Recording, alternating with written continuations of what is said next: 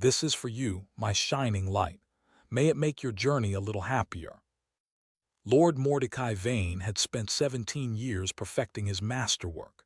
17 years of grave robbing in the rain, of arcane study by candlelight, of arguing with university librarians about whether Necronomicon volumes could be checked out with a standard membership card. They could not, for the record, and the fine was frankly punitive.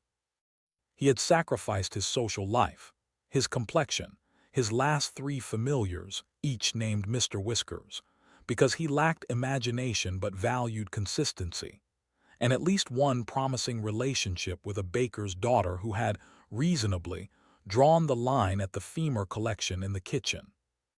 But now, at last, standing atop the Bleakwood Ridge as lightning split the sky into a dramatic tableau he had specifically scheduled by consulting a meteorological almanac, Mordecai raised his staff and bellowed the words of unmaking. The earth opened, and they rose. 247 skeletons clawed their way from the hillside, shedding roots and centuries of dark soil, their bones clicking and rattling in the wind like the world's least marketable wind chime collection. They arrayed themselves before him, hollow eye sockets gleaming with the sickly green light of his will. His army, his magnificent, terrible army. Mordecai surveyed them with the quiet pride of a craftsman standing back from his masterpiece. Then he gave them their first order: march on the village of Millhaven, terrorize the populous, establish dominion. The usual.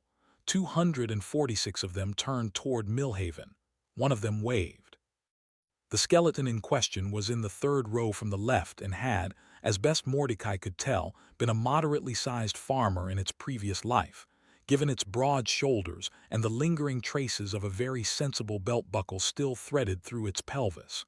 It had also, apparently, retained some opinions about how to spend an evening. "What," said Mordecai carefully, "are you doing?" Skeleton tilted its skull at him. It had no face, no lips, no tongue, no visible mechanism for communication whatsoever. And yet the tilt conveyed something unmistakable, something that, if translated into words, would have come out roughly as, "Oh, I was thinking I might do something else, actually, if that's all right." "It is not all right. March." The skeleton shrugged, a move that sent its left clavicle briefly into freefall before it snatched it from the air and snapped it back into place, and then began walking. In the wrong direction. Specifically, toward Millhaven, yes, but via a very long detour that looped around the back of the ridge and toward the cluster of farmsteads on the eastern slope. Mordecai watched it go. He pinched the bridge of his nose. Mr. Whiskers IV, his current and hopefully final familiar, a raven with a severe expression and no sympathy, clicked his beak from Mordecai's shoulder. The raven's expression, if ravens could be said to have expressions, communicated something in the vicinity of "you should have taken that job at the Ministry of Agricultural Hexes." "Shut up," said Mordecai, who had not, in fact, been offered that job. Millhaven was, by all accounts, an extremely unremarkable village. It had a mill, one assumed, and a haven of some sort, and beyond that distinguished itself primarily by having the least inspiring coat of arms in the regional catalogue: a brown field, a slightly different brown chevron, and what the herald had apparently intended as a wheat sheaf but which everyone agreed looked more like a distressed mop. The people of Millhaven were accustomed to modest hardships: drought, crop blight, traveling merchants who overcharged for pepper. They were not accustomed to skeletons. And so when 246 of them emerged from the tree line at dusk, rattling and glowing faintly green, the village did what any sensible community would do. It screamed, it fled, it barricaded doors with furniture of questionable structural integrity, and old Hennett the blacksmith grabbed his hammer and placed himself in the square with the expression of a man who had decided that if this was how it ended, he was at least going to end it annoyed. The skeletons stopped at the village boundary. They looked at the buildings. They looked at each other.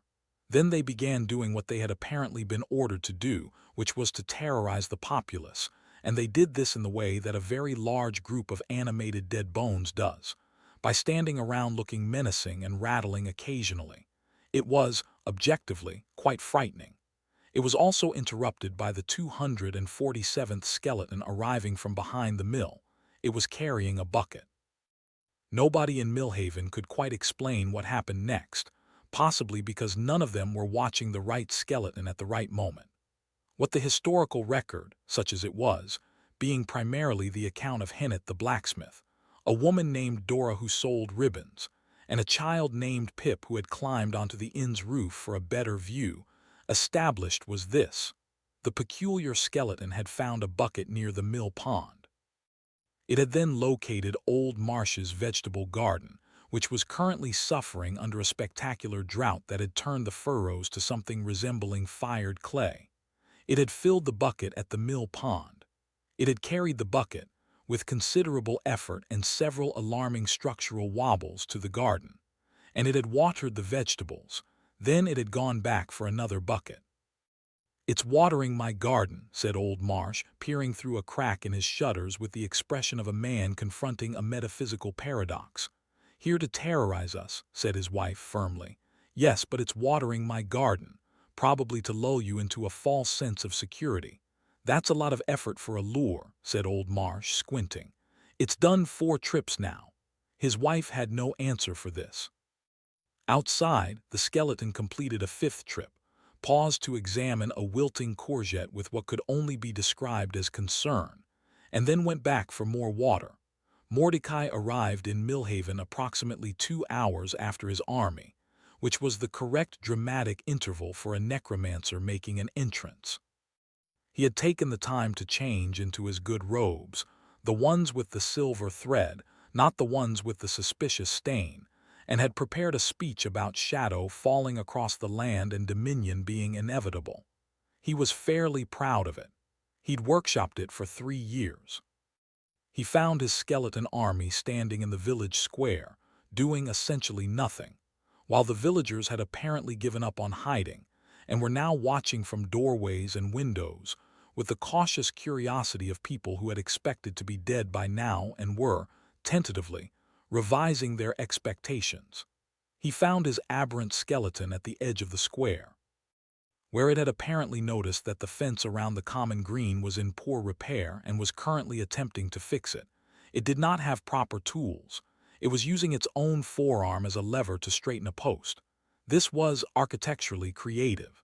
The fence post was, against all reasonable expectation, becoming straighter. Mordecai stared. "What," he said for the 2nd time that evening, "are you doing?" Skeleton looked at him. It looked at the fence post. It looked at the fence post very pointedly, with the energy of something that finds the question self-explanatory, supposed to be terrorizing them. Skeleton set the post carefully, tested it with a firm press of its finger bones, and appeared satisfied. It then began examining the next section of fence. "I'm talking to you." From behind him, someone coughed. Mordecai turned. A woman was standing in the doorway of what appeared to be the village inn, arms crossed, with the specific expression of someone who has lived through enough that 1 necromancer and 247 skeletons barely qualifies as the strangest Tuesday she's seen. "Is that one yours?" she asked, nodding at the fence-fixing skeleton. "They're all mine," said Mordecai, with what dignity he could manage. "Because it's been here 2 hours and it's already done more work than my husband managed in the last 6 months. I'm Greta, by the way. I run the inn." "Lord Mordecai Vane," said Mordecai, "master of death, bringer of—" "Yes, yes. Are any of the others going to do something, or are they just going to stand there?" Mordecai looked at his army. His army looked, insofar as 246 eye sockets could look at him. There was a long silence. "Waiting for my command," he said. "Well," said Greta, "the roof of the granary's been patched with straw for 2 seasons and it's not going to make it through another winter. Just saying." Problem with skeleton 247, Mordecai refused to name it. Naming it would be admitting something he wasn't prepared to admit, was that it was contagious, not in the biological sense. In the rather more insidious sense that watching one member of your army spend the evening being genuinely, inexplicably helpful had a noticeable effect on the other 246. By midnight, 7 of them had started helping with the granary roof, working in organized shifts with the focused efficiency of labor that did not require sleep, food, or basic occupational safety protections. 4 more had begun clearing a blocked drainage ditch that had been causing the lower field to flood each spring. 3 had, apparently independently, decided that the mill wheel's mount needed attention and had organized themselves into a functioning repair crew. Mordecai sat in the inn. Greta had given him a room, because it turned out that necromancers with 247 skeleton work crews were good for business, or at least good for infrastructure, and tried to understand what had gone wrong. "Perhaps," said Mr. Whiskers IV from the bedpost in the tone of a familiar who had been waiting years for this opening, "the ritual had a flaw." "Ritual was perfect," said Mordecai, "and yet," Mordecai agreed grimly. He pulled out the original tome. He read through the summoning parameters for the 11th time. He looked at the margin notes he'd made 18 months ago in his own handwriting. He looked at them for a long time. "Oh," he said. "Oh," said Mr. Whiskers Roman 4. "The binding," said Mordecai in the voice of a man watching 17 years of meticulous work collapse gently sideways. "I bound them to my will, to act in service of my purpose. My purpose, the ritual specifies, is," he checked the page, "the betterment of my position through the application of force or labor upon the world as needed." Raven waited. "Labor," said Mordecai. "I wrote labor. I meant terrorizing and subjugating, but the binding reads labor. And apparently one of them is interpreting that word extremely literally, and the rest are catching on." Silence fell over the room. Outside, the faint rhythmic sound of skeleton-operated mill wheel maintenance drifted through the window. "You raised an undead labor union," said Mr. Whiskers. "Raised an undead army," said Mordecai through his teeth. "And yet, by the end of the first week, the village had stopped being afraid of the skeletons." This was, from Mordecai's perspective, a catastrophic failure of basic necromantic atmosphere. The skeletons were supposed to be feared. They were supposed to be the harbingers of his inexorable dominion. Instead, Pip, the child who'd watched from the inn roof, had started following Skeleton 247 around and handing it tools.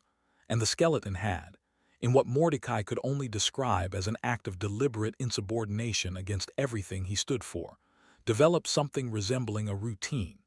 It started every morning at the mill pond, where it apparently did something that looked disconcertingly like stretching, despite having no muscles to stretch and no biological reason to do so. Then it made its way methodically through whatever project it had identified the previous evening as most urgently requiring attention. It worked with calm, steady focus. It never took breaks. It never complained. It didn't even have the capacity to complain, which made it, Mordecai reflected bitterly, a better worker than approximately half the actual living humans he'd encountered. The other skeletons were less committed but still frustratingly cooperative. They'd finished the granary roof. They'd cleared the drainage. They'd replaced the mill wheel mount with such structural precision that Hennett the blacksmith, who had come to check their work with an expression of professional skepticism, had stood staring at it for a while and then walked away without saying anything, which was apparently Hennett's version of high praise. Word was spreading to neighboring villages. This was the worst possible development. A man from the village of Osterfen arrived on a Wednesday asking if he could borrow some skeletons to help with a barn raising. Mordecai intercepted him in the square. "These are instruments of darkness," Mordecai said. "Right," said the man from Osterfen, whose name was apparently Dav. "But can they lift heavy beams? They are the advance guard of my conquest." Sure. It's just that we've got 4 walls of timber and only 6 men. Living will bow before." "I'll pay," said Dav. There was a pause.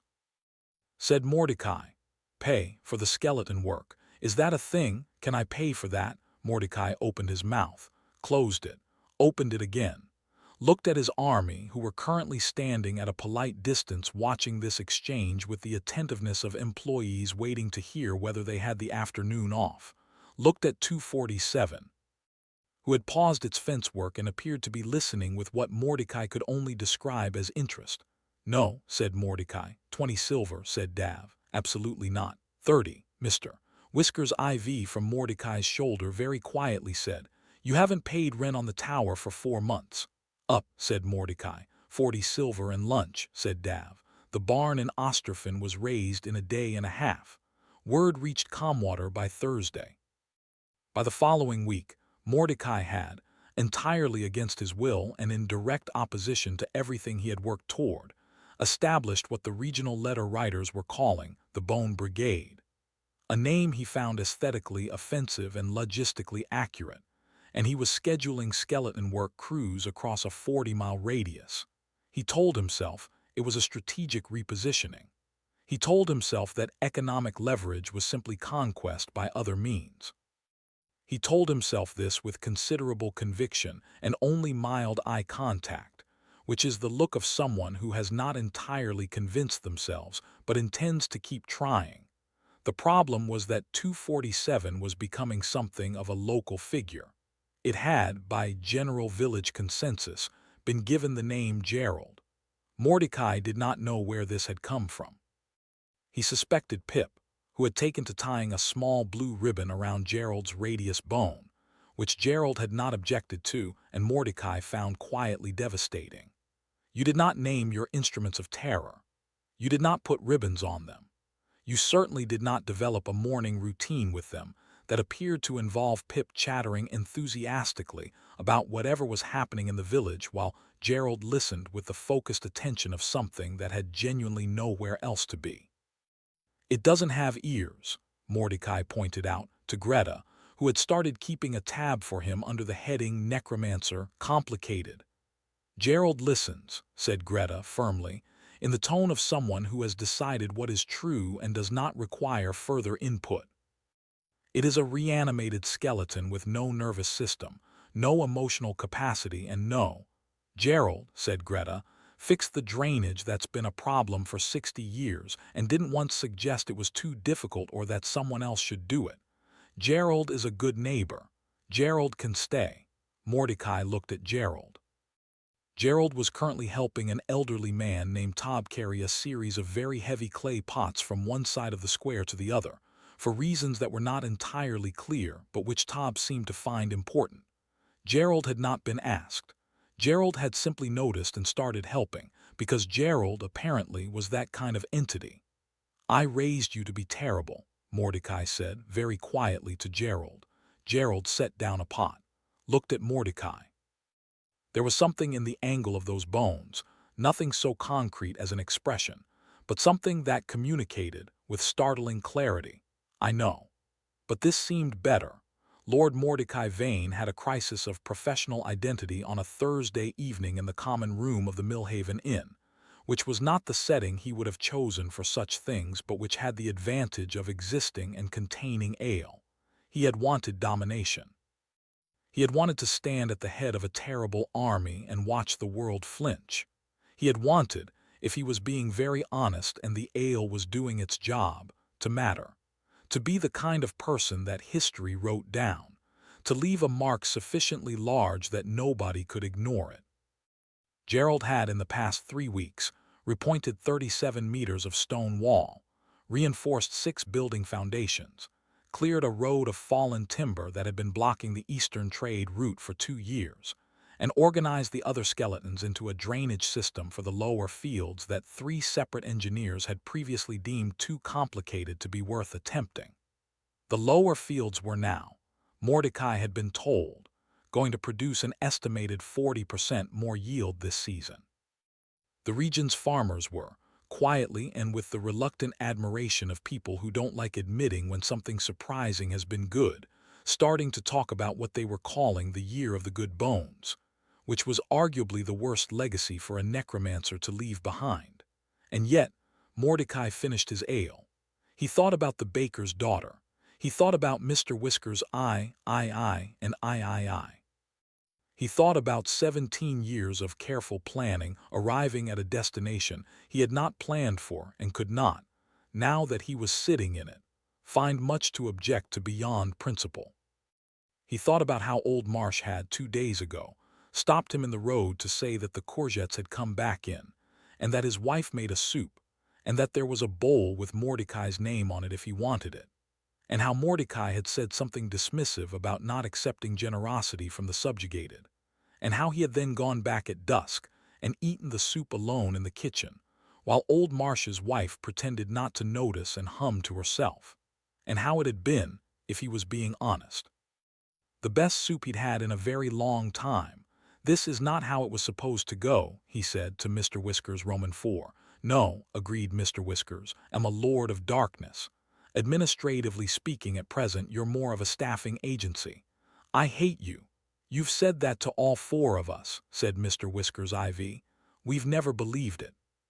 He found Gerald at the mill pond that evening, doing whatever it was Gerald did in the mornings and apparently also evenings, which involved standing very still by the water in a way that should have looked ominous and instead looked, inexplicably, peaceful.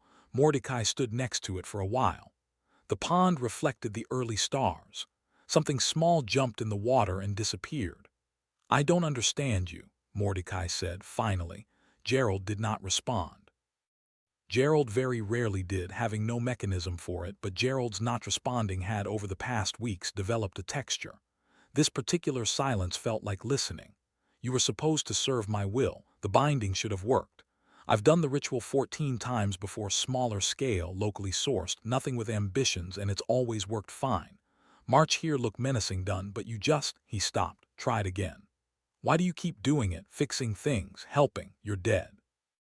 You don't get anything out of it. You don't feel satisfaction. You don't feel anything." Gerald turned its head. There was, again, that quality of communication without mechanism. Mordecai had spent 17 years studying the arcane, reading older languages than kingdoms and learning to hear what the bones knew. And the bones, right now, seemed to be suggesting something along the lines of, "Are you certain about that?" Mordecai had no answer for this. He stood by the pond for another hour.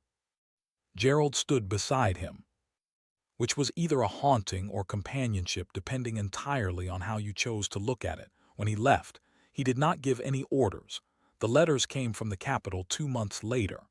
Lord Mordecai Vane, they said, had been observed to have established unauthorized dominion over the Millhaven region. The Imperial Ministry of Territorial Affairs was concerned.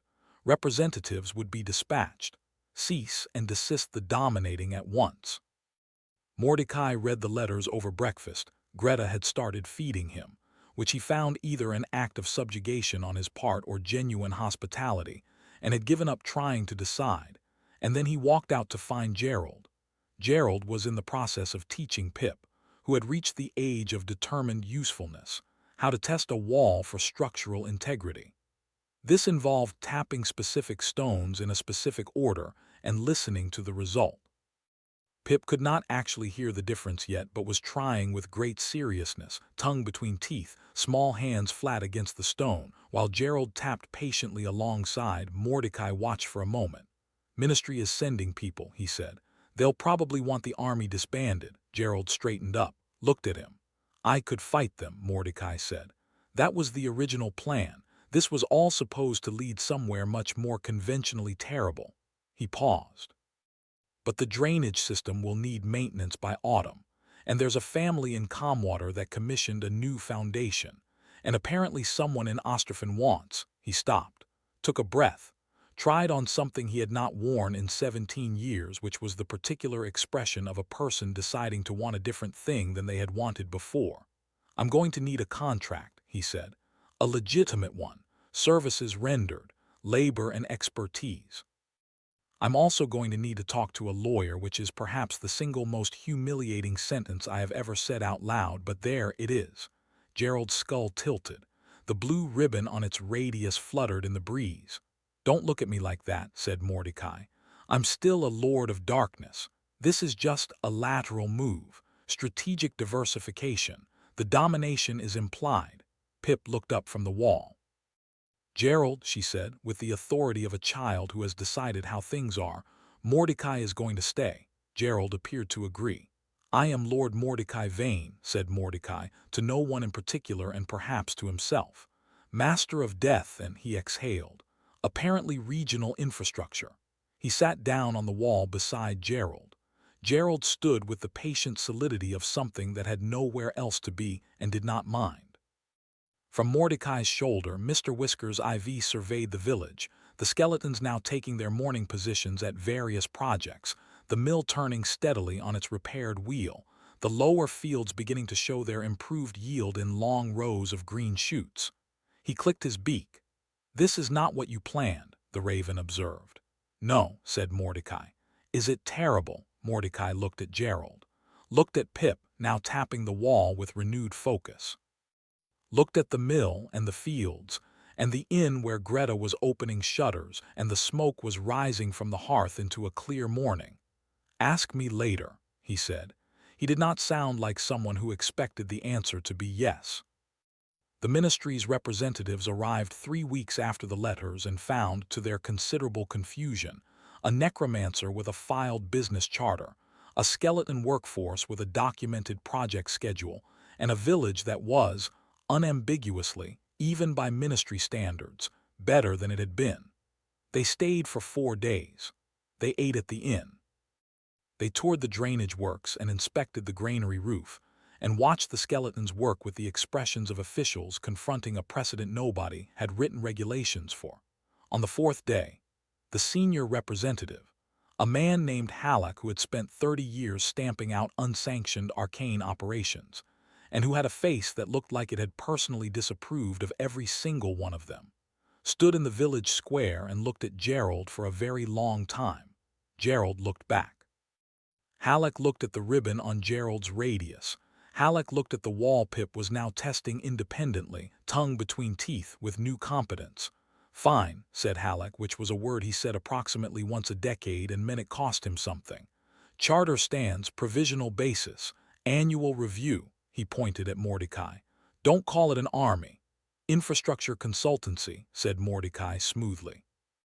God help us all, said Halleck, and went back to write the most unusual report of his career. Gerald, meanwhile, had noticed that the corner post of the village notice board was leaning slightly. It went to have a look. It came back with a rock to use as a mallet. It began, methodically and without being asked, to fix it, as it always did, as, apparently, it always would. Thanks for listening until the end. Please like and subscribe.